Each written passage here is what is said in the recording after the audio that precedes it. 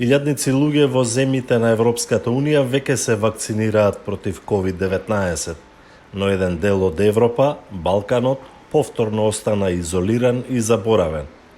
Балканските држави се обидуваат да договорат набавка на вакцини од фармацевските компании, но кога ќе ги добијат, не се знае. Jemi të fokusuar tek vaksinat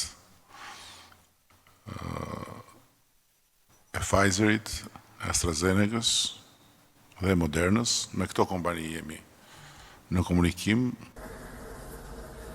Но веќе е јасно дека Албанија, Босна и Херцеговина, Црна Гора, Северна Македонија и Србија, регион со околу 20 милиони жители, ќе заостануваат во вакцинирањето во однос на земјите членки на Европската Унија. Që kemi vonesa të cilat nuk do duhej të arsyetoheshin.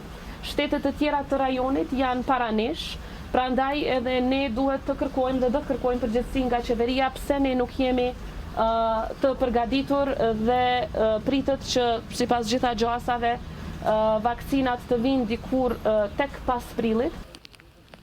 Балканските држави се надеваат на вакцини и од програмата COVAX под покровителство на Светската здравствена организација. Но како што стојат работите, преку COVAX ќе може да добијат вакцини за имунизација на само 20% од населението. Ono što me duboko razočarava je to što Bosna i Hercegovina tek se očekuje na proljeće početak vakcinacije. Pa vi pogledajte danas naše kolege širom svijeta, svi se vakcinišu.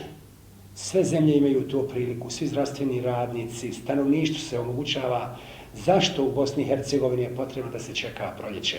Ja mislim da je to sramota. Србија е единствената земја од регионот која започна вакцинирање со вакцините на Спутник и на Pfizer, но и таа нема некое поголемо количество за масовна вакцинација. Европската комисија одобри 70 милиони евра за помош на балканските држави за набавка на вакцини. Урсула фон дер Лејен изјави дека Унијата ќе има повеќе вакцини од потребните за имунизација на сите жители и оти вишокот ќе го подели на земјите од Западен Балкан и држави во Африка. Но на Балканот доминира чувството дека Европската Унија повторно го заборави регионот. Тоа ги подгрева и локалните проруски политичари да аргументираат дека Унијата е себична. Русија и Кина во меѓувреме во ваквата ситуација гледаат можност за зголемување на своето политичко и економско влијание на Балканот.